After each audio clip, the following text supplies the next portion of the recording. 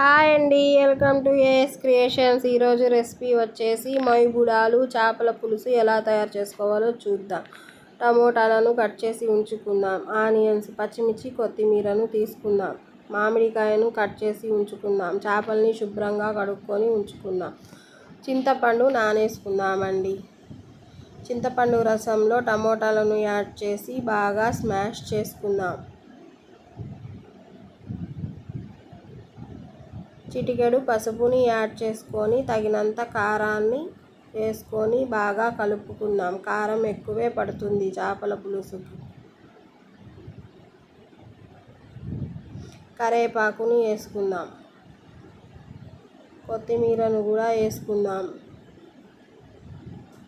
పచ్చిమిర్చిని వేసుకొని మనం శుభ్రం చేసుకున్న చేప ముక్కలను వేసుకొని బాగా ఒకసారి పులుసులో చేపలు పట్టేలాగా కలుపుకుందాం. స్టవ్ ఆన్ చేసి బాణలి పెట్టుకొని ఆయిల్ వేసుకొని ఆవాలు జీలకర్రని వేసుకుందాం. తర్వాత పచ్చిమిర్చిని కూడా వేసుకుందాం.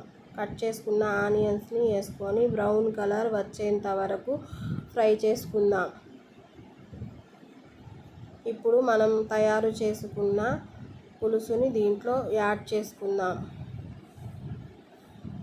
మూత ఉంచుకొని బాగా మరిగించుకుందాం. బాగా మరుగుతుంది. మరిగిన తర్వాత ఒకసారి చెక్ చేసుకుందాం. ఇప్పుడు మామిడికాయ ముక్కల్ని వేసుకుందాం.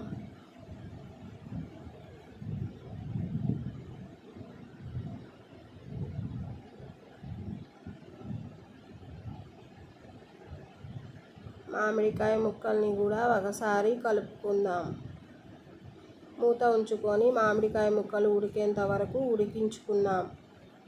ఇప్పుడు తయారు చేసుకున్న మెంతుల పొడిని వేసుకుందాం.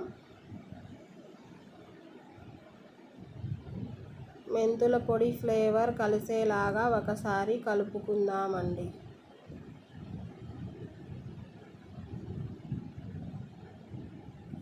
కూర బాగా మరిగింది. కొత్తిమీర వేసుకున్నాం లాస్ట్లో. అంతేనండి, చేపల పులుసు రెడీ. నచ్చితే లైక్ చేయండి, షేర్ చేయండి, సబ్స్క్రైబ్ చేయండి.